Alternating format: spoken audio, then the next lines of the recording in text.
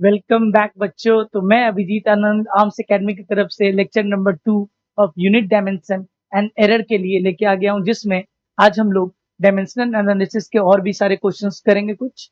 उसके बाद हम लोग सिग्निफिकेंट फिगर्स एंड देन हम लोग राउंडिंग ऑफ के जो रूल्स एंड रेगुलेशन और उस पर कुछ क्वेश्चंस देखेंगे जो आगे आने वाले चैप्टर्स में बहुत ज्यादा जगह यूज किया भी जाता है, क्योंकि नीट में आप देखोगे कुछ क्वेश्चंस में आपका न्यूमेरिकल दे देगा और उसमें सिग्निफिकेंट फिगर या राउंडिंग ऑफ का प्रिंसिपल यूज रहता है। तो we will learn that today. और चलो बिना टाइम वेस्ट किए हम लोग इसे सीखते हैं और प्रैक्टिस करते हैं। होपफुली आपने पिछला लेक्चर देख के आप आए होंगे और पिछले लेक्चर को प्रैक्टिस करके आप आए होंगे, और उसी के बेसिस पे हम लोग आज लेक्चर स्टार्ट करते हैं। कुछ क्वेश्चन से स्टार्ट करते हैं। ओके, तो आपके सामने क्वेश्चन है। लास्ट दो क्वेश्चन हमने किए थे, उसके बाद ये तीसरा वेराइटी ऑफ क्वेश्चन है। Find the dimension of unknown quantity P and Q in the following. तो पी एंड क्यू का इसमें आपको डायमेंशन बताना है। चलो देखते हैं। तो अपना क्या है ये U दिया हुआ। U is what? Potential energy. T is time. So आपको ये पता है कि लेफ्ट हैंड साइड में हमारे पास क्या है, LHS में हमारे पास क्या है, LHS में हमारे पास U है। U is what? Energy. Energy है, और एनर्जी का डायमेंशन हम लोग कैसे निकालेंगे? Energy is something like what? Energy is similar like work done. और वर्क डन किसके बराबर होता है, जरा बोलो? Work done is equal to force into displacement. तो ये क्या हो जाएगा ब्रैकेट में, M L T minus two into displacement का एल। तो ये क्या आ जाएगा बच्चा अपना, M L square T minus two. अपना लेफ्ट हैंड साइड में डाटा आ गया। कॉस के अंदर जो भी चीज होता है वो एंगल होता है, और एंगल इज डायमेंशनलेस। ये एक इंपॉर्टेंट फैक्ट है जो आपको पता होना चाहिए। Angle is dimensionless. Angle is dimensionless quantity. यानी अंदर में जो भी चीज है उसका कोई डायमेंशन नहीं होगा। उस बेसिस पे q into time should be also dimensionless. 5/6 is already an angle that is dimensionless. यानी q और into T, according to this principle अगर मैं सॉल्व करूं, तो according to the concept in RHS side में, sir q into dimension of q into dimension of time, T का मतलब q into T है ना, तो टी मतलब time, should be equal to dimensionless. तो हमारा q का डायमेंशन क्या आ जाएगा, बोलो? q का dimension is equal to T का पावर -1। हाँ या ना? टी जाएगा तो dimensionless divided by T, T का पावर -1। तो आपका डायमेंशन ऑफ q क्या हो जाएगा, t-1। t-1, हाँ या ना? t-1। ओके। फॉर p, अब लेफ्ट हैंड साइड में अगर मेरा कॉस का पूरा टर्म, ये जितना टर्म है, कैलकुलेट करने के बाद एक कांस्टेंट आएगा दैट इज डायमेंशनलेस, तो u should be the dimension of u should be equal to dimension of p। cos dimension of u must be equal to dimension of p। यानी p का dimension क्या हो जाएगा बच्चा, energy जितना ही हो जाएगा, और वो कितना हो जाएगा, m l2 t -2। Why sir? क्योंकि cos के अंदर में होता है एंगल। cos का एंगल का वैल्यू कुछ कांस्टेंट आता है that is also dimensionless. cos के अंदर में एंगल होता है, एंगल इज डायमेंशनलेस, और cos का जो वैल्यू आता है दैट इज आल्सो डायमेंशनलेस। उस बेसिस पे हम बोल सकते हैं कि लेफ्ट हैंड साइड में अगर u है तो राइट हैंड साइड में भी u होना चाहिए। उसके लिए p की वैल्यू क्या आ जाएगी, ml2t-2। हाँ या ना? चलो आगे बढ़ते हैं। क्या बोला, ये आज का सेकंड क्वेश्चन है। चलिए सेकंड क्वेश्चन क्या बोल रहा है, if alpha is equal to f by v square sin beta t, find the dimension of alpha beta if v is velocity and f is force and t is time। okay nice। तो सबसे पहले अगर हम RHS में देखें, अगर हम RHS में देखें तो साइन बीटा टी है, implies what? Sir beta into t must be dimensionless, must be dimensionless, must be dimensionless, dimensionless, क्योंकि एंगल डायमेंशनलेस होता है। उस बेसिस पे हम क्या बोल सकते हैं, the dimension of B beta into time must be equal to dimensionless implies beta का डायमेंशन क्या हो जाएगा? Time inverse. हाँ या ना? बीटा का डायमेंशन आ जाएगा टाइम इनवर्स। नाउ अगर हम बात करें अल्फा लेफ्ट साइड में फोर्स का क्या है? फोर्स का मैग्नीट्यूड डायमेंशन हमें पता है, नीचे में वेलोसिटी पता है। तो साइन बीटा टी तो एंगल है, एंग sine of any angle is one value constant alpha की। Now for alpha dimension of alpha must match dimension of force divided by dimension of v square। v square क्या है? Velocity का square. कितने के बराबर हो जाएगा sir? Sir M L T minus two divided by velocity मतलब metre पर सेकेंड, मीटर मतलब एल टी माइनस वन का होल स्क्वायर। बोलो बच्चा क्या हो जाएगा? तो सर यहाँ पे m तो कुछ हो नहीं रहा है, तो m will be m length और नीचे में L square L to the power minus one, ऊपर में T to the power minus two, नीचे में भी T to the power minus two. कुल मिला के कट जाएगा। अल्फा का कितना आ जाएगा डायमेंशन? यही आ जाएगा एम एल माइनस वन। हाँ या ना? इजी पीजी क्वेश्चन, बहुत इजी है। चलो नेक्स्ट करते हैं। So now dimension analysis can also be used. This is the third application of it. Where third application to derive the relationship between different physical quantities. different physical quantities के बीच में relation निकालने के काम आ सकता है, हर जगह नहीं बट जहां पे भी कांस्टेंट्स का वैल्यू ना हो। तो चलो देखते हैं क्या ये बोल रहा है। Using the principle of same homogeneity of dimension new relation among the physical quantities can be derived if the dependent quantities are known। तो ये दो फिजिकल क्वांटिटी के बीच में रिलेशन निकालने के काम आता है। जैसे force is equal to mass into acceleration. तो फोर्स मास पे, मास टू द पावर 2 पे, मास टू द पावर 3 पे, मास टू द पावर 1 पे कैसे डिपेंड करता है, वो रिलेशन निकालने के काम भी आता है। सो हम लोग न्यूमेरिकल देखेंगे और उसमें समझेंगे कि कैसे। सो हमारे सामने ये फिर तीसरा क्वेश्चन है, देखिए जरा इसको करते हैं। It is known that the time of revolution T of A satellite around the earth depends upon the universal gravitational constant g, mass of the earth m, radius of the orbit r, obtain an expression for t using dimensional analysis। so मुझे exact formula तो नहीं पता but हम लोग dimensional analysis से ये निकालने की कोशिश करेंगे कि t जिस पे डिपेंड करता है वो किस पावर पे डिपेंड करता है। तो let the t be directly proportional to what? Let the t be directly proportional to, tell me what? T of a satellite is directly proportional to the gravitational constant g. So I can take the g and g to the power what? A, okay. And mass of the earth, mass to the power of earth as b, okay. And radius of the orbit as c। हाँ या ना बच्चा? बोलो। So now if I take t is equal to some constant into g की power a, m की power b and R की power E. Main चीज है अब हमें जी का वैल्यू निकालना है। For the we don't know right now G, so we know force of gravitation is equal to G m1 m2 by R square. So here from G is equal to force into radius square by m1 m2 हो जाएगा। So now what is the dimension sir? M L T minus two into L square divided by mass का square। हाँ या ना? So it becomes what? M to the power minus 1, L to the power 3, T का power minus 2। Yes or no? Tell me. So I've got the dimension of G from left hand side. So what I can write is, tell me. Sir, K times of G is what? M to the power minus 1, L to the power 3, T to the power minus 2. It is A, M to the power B, and r to the power c. Now left hand side we have dimension of t.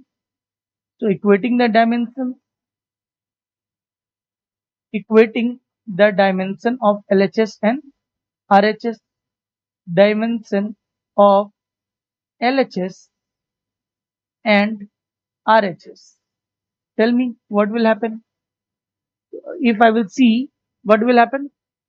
So m to the power what is coming? Sir, m to the power we can write, before equating we can write what?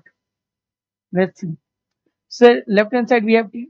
So let it be t is equal to some constant into m ka power minus a plus b minus a plus b. Okay, length ka power what? T times of a, and r is nothing but a length only. R is nothing but the radius is length only. So L minus 3a plus c, and what is time? Time is minus 2 times of a. So here if I equate minus a plus b equal to 0 implies b is equal to a. Okay, equation 1. Now 3a, so minus 2a is equal to what? Time ka power is 1. 1, so a is equal to minus 1 by 2, and 3a plus c is equal to 0. So c is equal to what?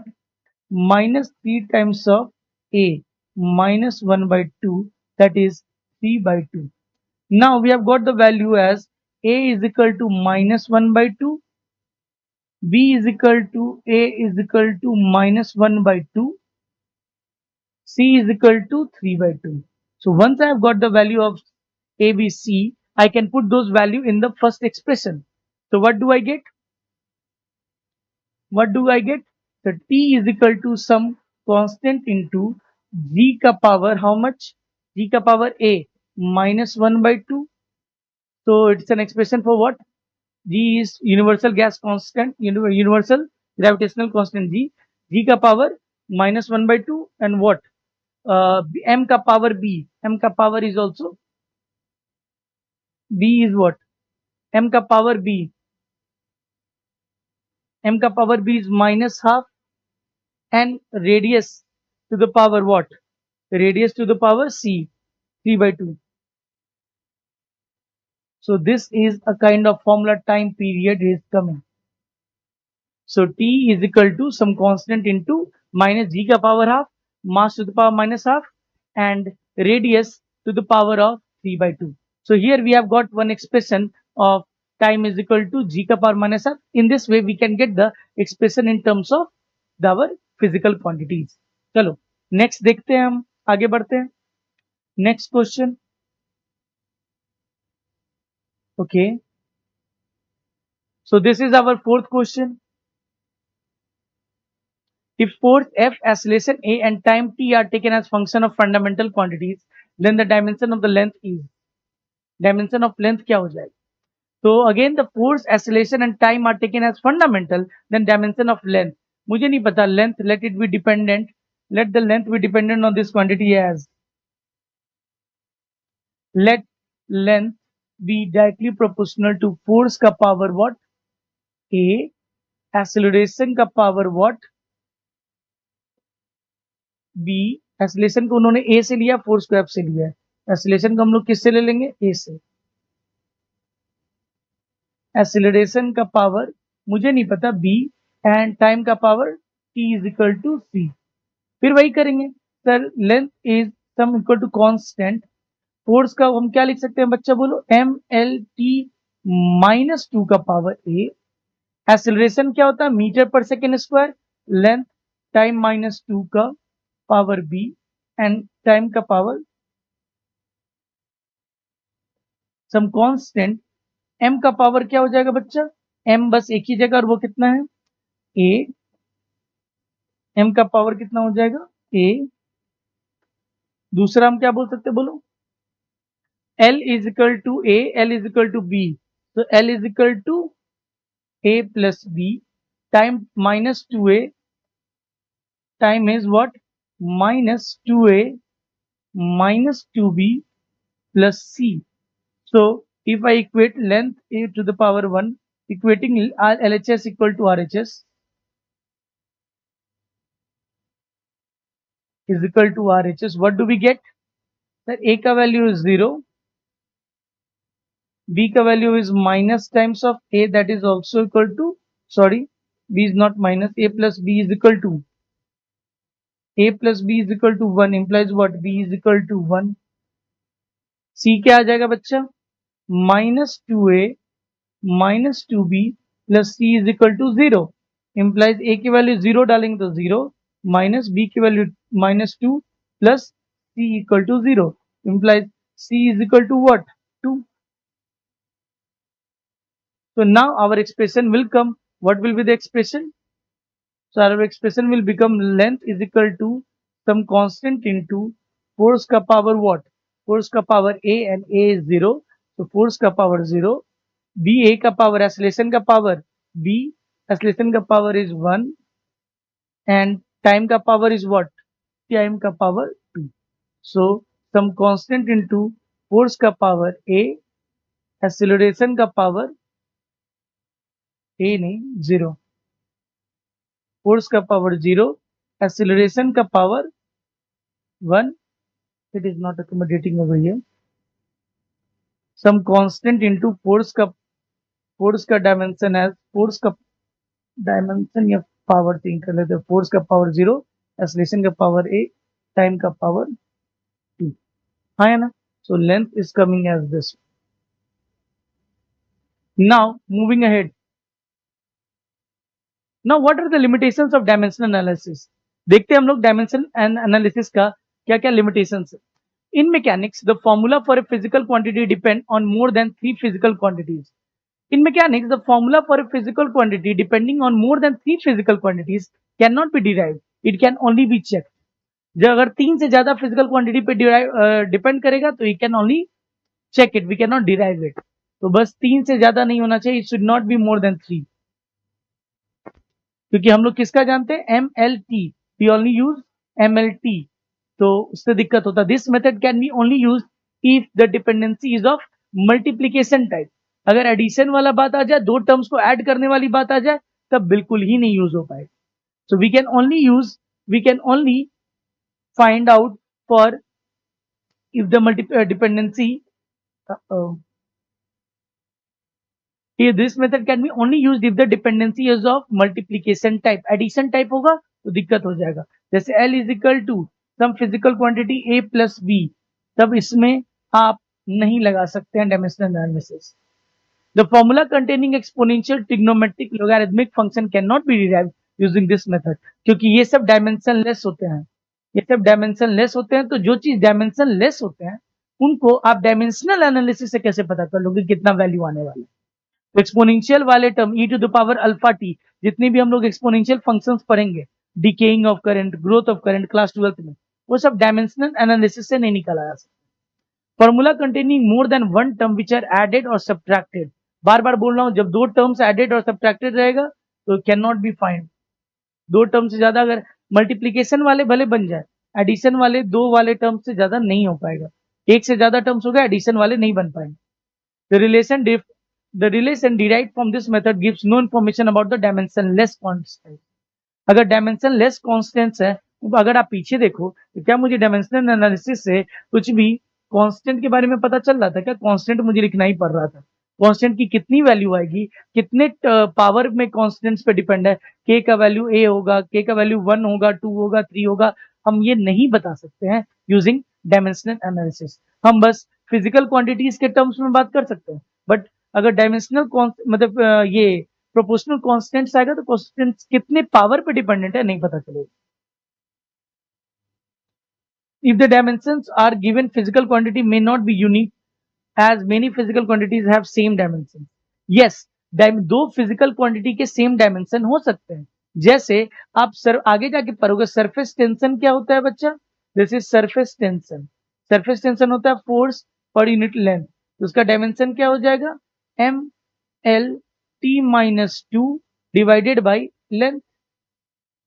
तो length से length उड़ जाएगा तो क्या आ जाएगा? MT minus 2. अगर मान लो मेरे पास ये डायमेंशन है और एक अपना होता है spring constant, force is equal to some spring constant into x, तो k क्या आ जाएगा सर? Force by x. तो इसका भी डायमेंशन क्या हो जाएगा? MLT minus 2 divided by L. तो L से L कट जाएगा, क्या आ जाएगा सर? MT minus 2. आया ना? नाउ अगर आपको दो डायमेंशन दे दे और ये डायमेंशन किसको रेफर कर रहा है? दो क्या, एक ही डायमेंशन दे दे, MT माइनस 2, तो ये सरफेस टेंशन को रेफर कर रहा है कि फुल स्प्रिंग कांस्टेंट. ये कैसे पता? तो दो फिजिकल क्वांटिटीज के सेम डायमेंशन हो सकते हैं, यूनिकली नहीं कर पाता detect. It give no information about a physical quantities scalar और वेक्टर. ऑब्वियसली यहाँ पे थोड़ा भी नॉलेज नहीं पता चल पाता है कि ये वेक्टर फिजिकल क्वांटिटी को रेफर कर रहा है कि स्केल। तो this were the limitations of dimensional analysis. और यहाँ पे खास तौर के सबसे बड़ा डायमेंशनल एनालिसिस का लिमिटेशन है कि अगर ये एडिशन वाला जितने भी फिजिकल फॉर्मूला है, एडिशन वाले जिसमें 2 टर्म्स हैं, उसको डिस्क्राइब करने में ये असमर्थ है। It is not able to means find the relation for a physical quantity when depends on the addition formula of two physical quantities। हाँ है ना? चलो आगे बढ़ते हैं। नाउ हम लोग आ जाते हैं सिग्निफिकेंट फिगर्स के बारे में। सिग्निफिकेंट फिगर्स बहुत इंपॉर्टेंट है, ये थोड़ा कंफ्यूजिंग होता है। आपको इस ये जो भी लिखा है इसका मैं एक समरी दूंगा, अगले पेज में लिखा हुआ है मेरा, उसको आप समझ के कर सकते हैं। बट इसको पहले 1 बाय 1 समझते हैं क्या बोल रहा है। तो सिग्निफिकेंट फिगर होता क्या है हमारे एक्सपेरिमेंटेशंस में? तो सिग्निफिकेंट फिगर में ध्यान से देखना, significant figures is a measurement of the figures. 1 minute, let me drink water.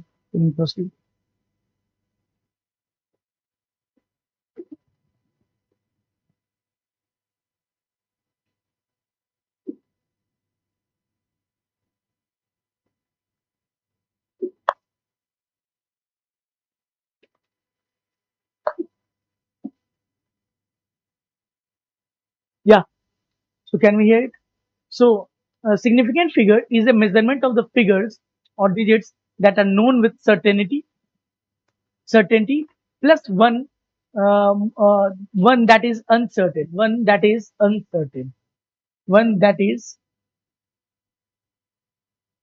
one that is uncertain. Last digit. X number of significant figures are mainly the total number of digits that are certain in an experiment plus one uncertain digit. So we will see how it comes. Significant figure in a measured value of physical quantity tells the number of digits in which we have confidence, जिसमें हमें confidence है, in which we have confidence. Larger the number of significant figures obtained in a measurement, greater is the accuracy, and vice versa. And vice vice versa. Vice versa. Now what is the rule? ध्यान से समझिए, कोई भी अगर एक representation of A number है तो उसमें नंबर ऑफ सिग्निफिकेंट डिजिट क्या होगा? तो टोटल नंबर ऑफ डिजिट्स में से एक अगर हटा दे तो बाकी सर्टेन है, लास्ट डिजिट अनसर्टेन है। तो जैसे आप एक्सपेरिमेंट करके ला रहे हैं 20303, तो अब ये 2.303 के बदले 4 भी तो हो सकता था। तो this is certain but this is uncertain, this is uncertain. बातें समझ में आ रही है? This is uncertain. What is certain? 2303, 3 and 4 are uncertain. तो बात समझ में आ रही क्या बोलना चाह रहा है? Okay. So what is the rule to find the significant figures in a given number? All the non-zero digits are significant. जितने भी non-zero digits होते हैं वो significant होते हैं। जैसे 1984, 1984 में सारे non-zero हैं, तो सारे significant है। इसका significant 4 होगा। All the zeros between two non-zero digits are significant. Two non-zero कौन है? 1 and 6। 1 and 6 के बीच में जितने भी नंबर हैं सारे सिग्निफिकेंट हैं। तो अगर जितने भी जीरोस हो जाए वो सिग्निफिकेंट हो जाएंगे। अगर टू नॉन जीरो के बीच में, नॉन जीरो बीच में कोई भी जीरो रहेगा सिग्निफिकेंट, क्योंकि मेन जीरोस पे ही काम चलता है। आपको समझना पड़ेगा कि एक नंबर में कौन सा जीरो सिग्निफिकेंट है, कौन सा zero non significant. All the zeros to the left of the non-zero digit are non-significant. या हम बोल सकते हैं all the leading zeros are non-significant. Zeros are non-significant. Non-significant. बात समझ में आ रही है? If the number is less than 1, then zeros on the right of the decimal point but to the left of the first number non-zero digit non-zero digit are not significant. तो आप यहाँ ध्यान दो, if the number is less than 1, if this number is less than 1, the zeros on the right of the decimal के बाद जितने zeros हैं, but to the left of the first non-zero digit are non-significant. ये zero and ये zero are non-significant. तो आपको ये मैं इसका समरी दूंगा, आप टेंशन मत लो। क्या क्या अभी हम लोग देख रहे हैं? तो ट्रेलिंग जीरोस मतलब बाद में आने वाले zeros is a number with an in A number with a decimal point. अगर डेसिमल है तो सिग्निफिकेंट होंगे। जैसे 1.0 ये तो नॉन सिग्निफिकेंट है क्योंकि ये लीडिंग है जीरो। 1080 ये तीनों जीरो, ये दोनों जीरो 080 में जो दो जीरोज है क्या सिग्निफिकेंट है? तो हाँ सिग्निफिकेंट है क्योंकि वो डेसिमल के बाद आया। तो trailing zeros in number without a decimal may not be significant. जैसे इस नंबर में ट्रेलिंग जीरोज ये 00 है, दो जीरो है अपना, दो zero, these are not significant because they are trailing zeros and it is there is no decimal in this one. When the number is expressed in the exponential form, the exponential term does not affect the number. चाहे 112.3 रहे या 1.23 into 10 to power 1 है या 0.123 into 10 power 2 रहे, इसमें number of significant digit तीन ही रहेगा, that is 1 2 3। 10 के पावर में आप ऐसे लिख भी दियो फिर पावर का भी 2 चढ़ा रहे तो वो पावर वाला कोई काम का नहीं है। Now based on this rules हमने एक समरी बनाया है और समरी ध्यान दीजिए बहुत इजी है। ये समरी अगर आप इतना समझ गए then you can solve any type of question. तो थोड़ा देखते हैं क्या है ये रूल्स ऑफ सिग्निफिकेंट फिगर। तो क्या बोल रहा है? All non zero digits are always counted. All non zero digits are always counted. हाँ या ना? पहले इस पे करेंगे। जैसे एग्जाम्पल मैं देखूंगा नेक्स्ट पेज में लूंगा तब आपको समझ में आएगा, अभी आप बट रूल देखते जाओ। जीरो इन बिटवीन, अगर दो नंबर के बीच में, दो नॉन जीरो नंबर के बीच में जीरोस आ रहा है, they are significant. Leading zeros पहले के जीरोस, लीडिंग जीरोस क्या हो जाएंगे? Never counted. लीडिंग जीरोस पहले आने वाले zeros never counted. Trailing zeros में दो कंडीशन है, लीडिंग जीरोस कभी काउंट नहीं होते हैं, zeros in the middle count होते हैं, नॉन जीरो नंबर भी काउंट होते हैं। बट अब क्या कह रहा है, अगर ट्रेलिंग जीरोस है बाद में आने वाले जीरोस है तो दो कंडीशन, अगर वो डेसिमल के बाद है तब तो इंपॉर्टेंट है, अगर वो डेसिमल के डेसिमल नहीं है नंबर में तब जीरोस आ रहे हैं तब they are not significant. Just a second, या चलो ये क्या बोल रहा है? Non counted if before decimal. तो थोड़ा इसी पे आधारित हम लोग क्वेश्चन करते हैं, आपको रूल सामने रख के तब चीजें आपको ज्यादा समझ में आएगी। चलिए हम लोग करते हैं इसको। पहला क्वेश्चन अगर लेते हैं, मान लीजिए पहला है, मान लीजिए 1 0 1 0 1 2 0। थोड़ा सा ध्यान लगाइए तो एवरीबडी ट्राई दिस क्वेश्चन। थोड़ा सा देखिए। सबसे पहले non zero digits are always counted, one count होगा, ये जीरो दो के बीच में है। देखो तो ये एक जीरो है जो ट्रेलिंग जीरो है, this is trailing zero, trailing zero, तो यानी ये काउंट होगा 2 3 4 5 6। यहाँ पे कितने होंगे सिग्निफिकेंट? 6, क्योंकि ये ट्रेलिंग जीरो और ये डेसिमल के बाद नहीं है, ये नॉर्मल के बाद है 6। नाउ सेकेंड क्वेश्चन, मान लो 0 1 0 0 0 0 0, कितने होंगे जरा सोच के बताओ। तो सर ये लीडिंग जीरो है, लीडिंग जीरो है, ये भी काउंट नहीं होगा। सर ये ट्रेलिंग जीरोस है, ये भी काउंट नहीं होंगे, और डेसिमल भी नहीं है, कुल मिला के 1। मजा आया? हाँ या ना? बहुत इजी है, सिंपल। तीसरा, सर 1 0 0 1 0 0 0 1 डेसिमल 0 0, बोलो काउंट कितने डेसिमल, कितने सिग्निफिकेंट है? सर ये तो लीडिंग जीरो है, leading zero are not counted. Sir 1 0 1 ये तीनों इंपॉर्टेंट, डेसिमल आ गया है और ये 1 और ये 1 के बीच में जीरो है तो सब काउंट होगा। 1 2 3 4 5 6 7, और ये दोनों जीरोस ट्रेलिंग जीरोस है बट डेसिमल के बाद है, they are also counted 9। I hope you understanding. Number 4, 0 0 0 1 0 1 0 0। चलो बताओ कितना होंगे? चलिए इसको बताइए कितना होंगे। तो सर यहाँ पे लीडिंग जीरोस है, ये तीनों लीडिंग जीरोस है, leading zeros not counted. Decimal है, डेसिमल के बाद ये नॉन जीरो नंबर 1 0 1 तो काउंट होंगे। क्या ये दोनों जीरो काउंट होंगे ट्रेलिंग जीरोस? तो हाँ काउंट होंगे क्योंकि डेसिमल के बाद है, फॉर्म 5 हो जाएंगे। हाँ या ना? बातें समझ में आ रही है? चलिए आगे बढ़ते हैं और देखते हैं rules for arithmetic addition with significant figures. ये क्या बोल रहा है? कि अगर दो अरिथमेटिक ऑपरेशन हमें करना है, arithmetic operation with significant figures करना है, इन एडिशन और subtraction the number of decimal places in the result should be equal to the number of decimal places of that term in the operation which contains lesser number of decimal places. जिसका lesser number of decimal places है, अगर मैं मान लो ऐसा add कर रहा हूं, question है कि 7.5680 प्लस 7.66283 प्लस 7.28 प्लस 7.6। तो सर यहाँ पे डेसिमल के बाद 4 है, डेसिमल के बाद 5 है, डेसिमल के बाद 2 है, डेसिमल के बाद 1 है। तो हम लोग जो रिजल्ट आएगा वो किसके बिहाफ पे रखेंगे, जो मिनिमम नंबर ऑफ कंटेन करता है 7.6, यानी इन सारे को जोड़ देते हैं 7.5680, 7.66283, 7.28000, 7.60000। अगर ऐड करेंगे तो यहाँ 3 आ जाएगा, 8 10 7 मेरा 1 7 6 13 13 8 21 2 6 2 8, यहाँ 2 7 13 15 21 2 9 7 16 23 30 I think, whatever.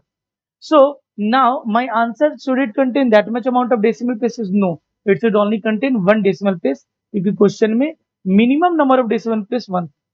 So I will say 30.1 will be the answer. हाँ या ना?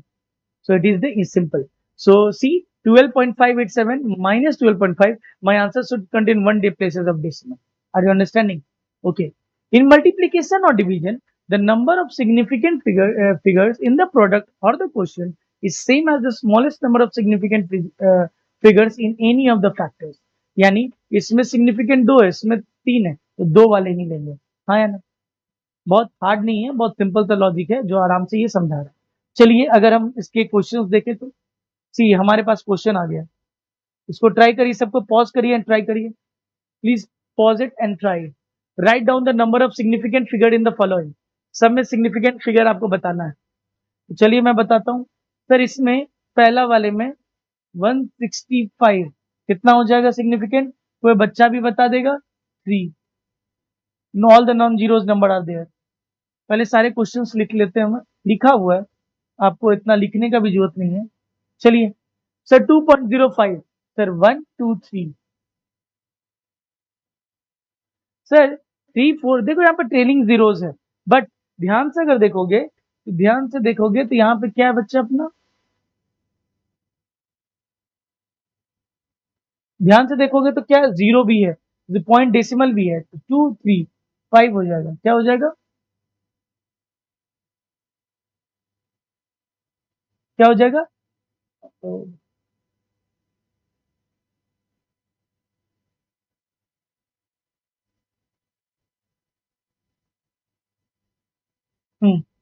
क्या हो जाएगा? 5 हो जाएंगे। 2 प्लस डेसिमल भी है, तो डेसिमल 3 प्लस 2 5। यहाँ बोलो सर ये लीडिंग जीरोज है, लीडिंग जीरोज, यहाँ बच्चा कंफ्यूज है तो बोलेगा सर डेसिमल के बाद नहीं, डेसिमल के बाद भी लीडिंग जीरोज रहेगा तो कुछ नहीं होगा, ये 1 होगा।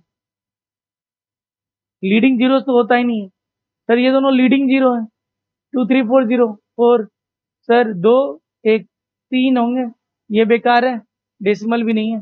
हाँ या ना, easy PG. Next, now rounding off. Rounding off भी बहुत इंपॉर्टेंट टेक्निक है, ये बहुत जरूरी है, इसको ध्यान से समझिए तब आपको बातें समझ में आएगा।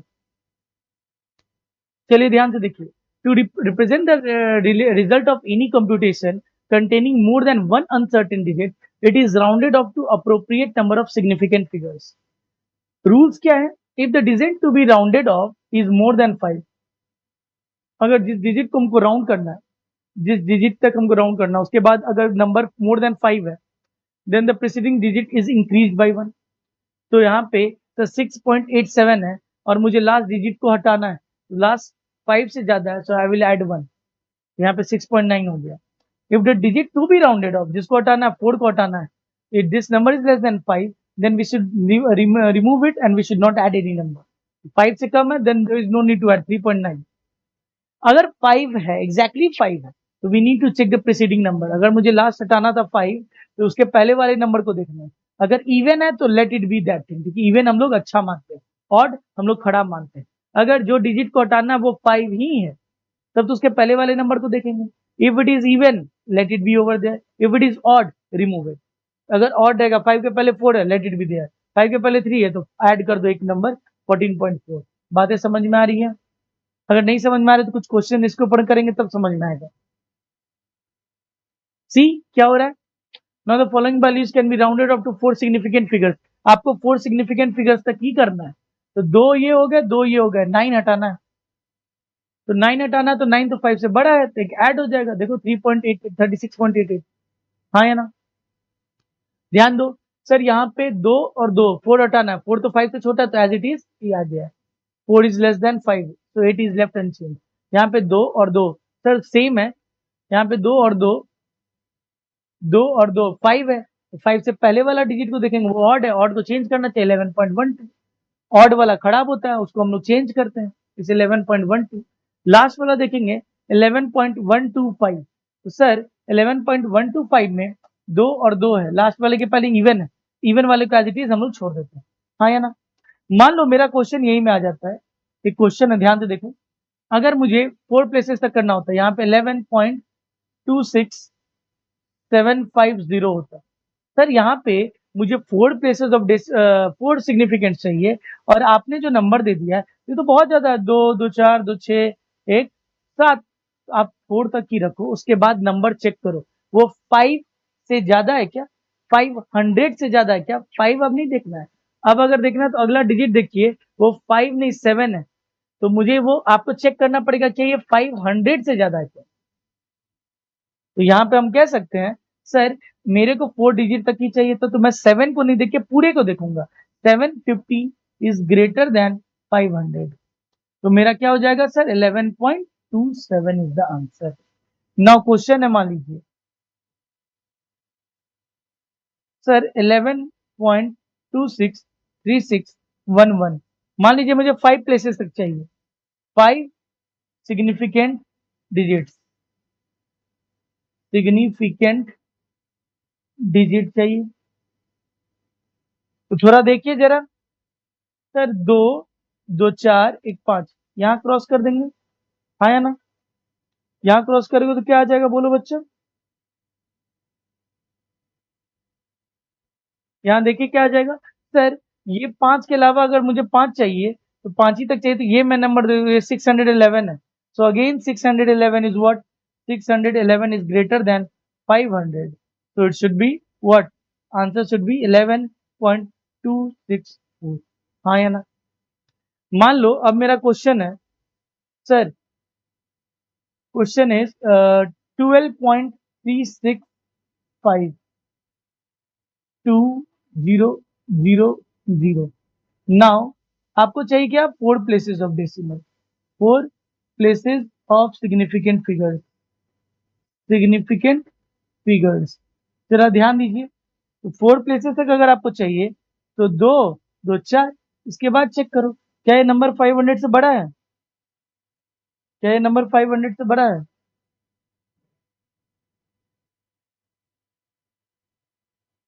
तो यस, 500 जो भी है, 5000 इज ऑलमोस्ट इक्वल टू 5000। तो क्या करेंगे, पहले वाला डिजिट डिजिट देखेंगे ये क्या इवन है, तो 12.36 इज द आंसर। वो तो नेक्स्ट वाला डिजिट हम चेक करते हैं, वो 500 5000 जो भी है, 50,000, कोई फर्क नहीं पड़ता, डेसिमल के बाद वाला हम लोग 1 by 1 पढ़ते हैं। सो इट इज क्या हो जाएगा बच्चा, 12.36 ही रह जाएगा, क्योंकि उससे पहले वाला डिजिट इवन है। हाँ या ना? बातें समझ में आ रही है? चलो नेक्स्ट करते हैं।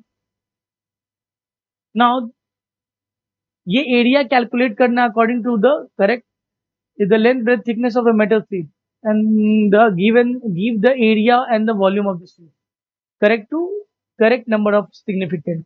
एरिया आप हटा दो, एरिया में बहुत टाइम लग जाएगा, वॉल्यूम करता है, क्योंकि area 2 into L plus B into वो बहुत ज्यादा करना पड़ जाएगा ना। वॉल्यूम क्या होता है सर, वॉल्यूम होता है length into breadth into height. तो सर अगर हमें मल्टीप्लाई करना है, तो हम जो नंबर ऑफ सिग्निफिकेंट डिजिट्स हमारे आंसर में होंगे वो मिनिमम वाले होने चाहिए। तो चलो देखो तो लेंथ कितना है बच्चा, 4.234 इंटू 1.005 इंटू 2.01। अगर आप इसको कैलकुलेटर से कैलकुलेट ना करके, मैं खुद से ही कर रहा हूँ, 4234 इंटू 1005। चलिए करते हैं। 20, 4 5 से 22, 5 3 से 15, 17 हाथ मेरा एक, 11 हाथ मेरा एक, 21, 0 4 1 2 3 4, 1 2 3 4। उसके बाद क्या है, 4, यहाँ यहाँ यहाँ होगा ना 4, एक इसके साइड में, एक इसके साइड में भी, हाँ, 4 3 2 4, 0 7 1 5 5 2 4। इसको किससे मल्टीप्लाई करना है, 201। चलो कर लेते हैं सर। 0 7 1 5 5 2 4। फिर इसको किससे करना है, 0 0 0 0 0 0 0। फिर 2 से 0 14 हाथ मेरा एक, 3 5 2 10 हाथ मेरा एक, 11 हाथ मेरा एक, 11 हाथ मेरा एक, 5 4 दूनी 8, सॉरी। तो व्हाट इट विल देयर, तो 0 7 1 5 4 9 5 3 8 2 5 5 8। Now, sir, how many 3 3 2? 8. 1 2 3 4 5 6 7 8. So it is coming as 8.55 289 So we have to keep two correct number of significant figures. Correct number of significant figures should be minimum 1, 2 places, total 3 होना चाहिए। तो sir 3 होना चाहिए, तो उसके बाद वाला देखेंगे नंबर 2 है, we will not do anything. So 8.55 is our exam answer। हाँ या ना, बातें समझ में आ रही है? होपफुली आपको समझ में आ रहा होगा। Next, round off the following numbers as indicated. चलो देखते हैं, चलो करते हैं। राउंडिंग ऑफ पहला ए को कर रहे हैं सर, 25.653, तो 3 डिजिट्स आपको राउंड करना है, तो यानी 3 डिजिट्स तक ही होने चाहिए। तो 5 है, 5 एग्जैक्टली है, 53 है। ये number is greater than 256 point, sorry 2653। आपको as indicated round off to the 3 digit तक करना, 3 डिजिट होना चाहिए, राउंड ऑफ टू 3 डिजिट। तो 3 डिजिट के करने के लिए हमको यहाँ चेक करना पड़ेगा, ये नंबर इज ग्रेटर देन 50, तो आई विल राइट 25.7। मैंने पहले भी बोला था, जो बच गया उसको पूरा एज इट इज पढ़ दीजिए। अगर वो 500 वाले सीरीज से ज्यादा है तो आप ऐड कर दीजिए, वो अगर कम है तो फिर छोड़ दीजिए। सिर्फ नेक्स्ट डिजिट नहीं पढ़ना होता है, पूरा सीरीज पढ़ना होता है। इसमें देखिए 3 डिजिट तक करना है, तो 4.996 इंटू 10⁵ कितना करना है बच्चा, 3 डिजिट तक, 1 2 3 4। तो आप अगर इसको ऐसे कर दोगे तो क्या हो जाएगा सर, ये तो 6 हट जाएगा, तो 6 हटेगा तो क्या हो जाएगा, ये तो 5 हो जाएगा। 5.00 into 10⁵। C number, sir 1 digit तक रखना है। 1 डिजिट मतलब इसको देखना 0.6995। सर ये 1 डिजिट मतलब यहाँ के बाद देखना है 5 से बड़ा, तो यानी ये आंसर कितना हो जाएगा, ये 1 हो जाएगा आंसर। डी देखिए, so 3.350 up to 2 decimal places, no not 2, not 2 digits, 2 digits लिए करते हैं, ये 50 है, तो एग्जैक्टली क्या हो जाएगा, 3.33 ही रह जाएगा। ई, सर 3 डिजिट 0.03927, क्या हो जाएगा, 3 डिजिट 0.00, 3 डिजिट तक करना है, 1 2 3 यहीं तक करना है, क्या हो जाएगा, 927 है, तो 0.04 हो जाएगा। हाँ या ना, ये सिग्निफिकेंट फिगर्स नहीं है, राउंडिंग ऑफ 3 डिजिट्स का होना चाहिए। सिग्निफिकेंट फिगर बोलता तो ये 0 0 हटा के करना पड़ता, बट वो राउंडिंग ऑफ 3 डिजिट का बात कर रहा है, 3 डिजिट होने चाहिए, तो 0.04 हो जाएगा। हाँ या ना, वो क्या कह रहा है, एफ 4.085 इंटू 10⁸ टू 3 डिजिट्स बोल रहा है। 3 डिजिट्स मतलब सर यहाँ से ऐसे रहना चाहिए, तो क्या हो जाएगा ये सर 5 है, तो अपना 5 है तो क्या होगा, ये इवन है तो 4.08 ही रह जाएगा, 4.08 इंटू 10⁸ ही रह जाएगा। हाँ या ना, बातें समझ में आ रही है? Hopefully you might have understood all the questions which I have explained over here. देखते हैं। Okay, now order of magnitude का बात करते हैं। ऑर्डर ऑफ मैग्नीट्यूड क्या हो जाएगा बच्चा? Order of magnitude of a quantity is the power of 10 required to represent that quantity. कितना पावर ऑफ 10 लग रहा है, that is called order of magnitude. This power is determined after rounding of the value of the quantity properly. Rounding off करने के बाद हम लोग देखते हैं, for rounding off the last digit is simply ignored if it is less than 5. Last digit जो है ना हम लोग ignore कर देते हैं अगर वो 5 से छोटा हो, और increase by 1 एक से बढ़ा देते हैं अगर 5 से बड़ा नंबर है, और 5 के जितना है। अगर 5 भी रहेगा तो एक डिजिट से बढ़ा दो। When a number is divided by 10x, x is the order of the number, the result will always lie between 0.5 and 5. So that is 0.5, that number is always greater than 0.5 or less than 5. तो हमको order of magnitude मतलब हमको 10 का power कितने में आ रहा है, और जो नंबर है वो मेरा अगर 5 से बड़ा है then I will add the power by 1, अगर 5 से छोटा है then I will leave that power as same. चलो देखते हैं क्वेश्चन क्या है।